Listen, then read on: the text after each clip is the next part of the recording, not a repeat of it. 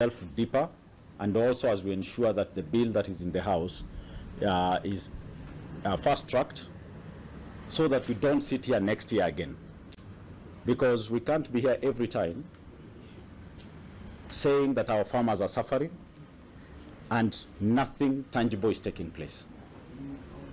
The farmers from the Gusii region, together with our neighbors from west of Rift, are not happy at all. We can't have a country whereby there are areas that never have complaints, yet whatever they produce is the same, the auction market is the same, and we are being told the reason for their punishment is the testing. In 2025, we cannot be having the mouth being the single testing instrument for product. We have to move to scientific from biological testing. As my colleague said, we all have different tastes, even in whatever we eat in every day. Someone loves pork, another one loves beef.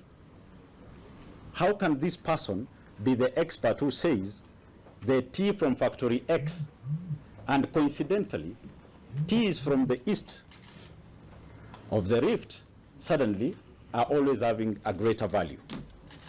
So we need to move to more scientific. The world is technological nowadays.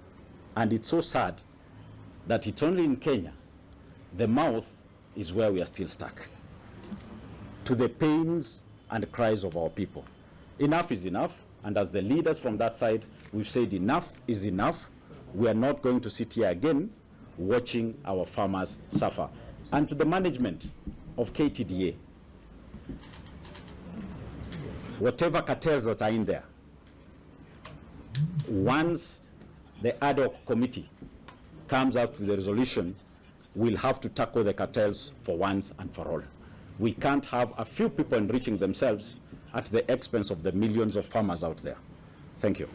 Wakati niliweka statement kule bungeni, waziri wa kilimo alisema kwamba historia zetu ndio zinafanya wakulima wanapata bonus kidogo, na hiyo historia walikuwa wanasema ni poor roads, poor road network. Historia ndio inafanya mkulima anapata bonus kidogo, historia.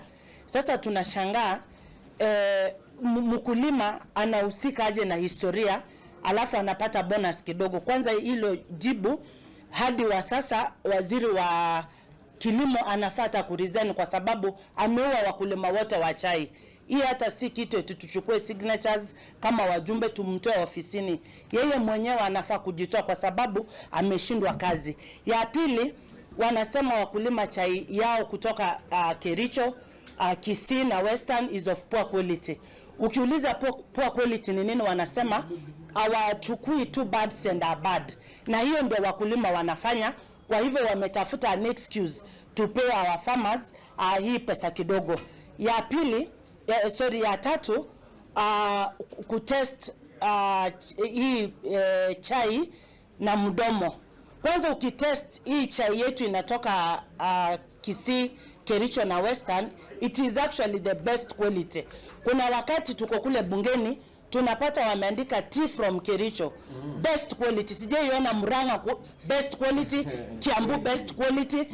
Enda kwa supermarket, enda Canada, enda US, best tea qualities from Kericho. Translate that to the poor bonus wakulima wa Kericho wanapata.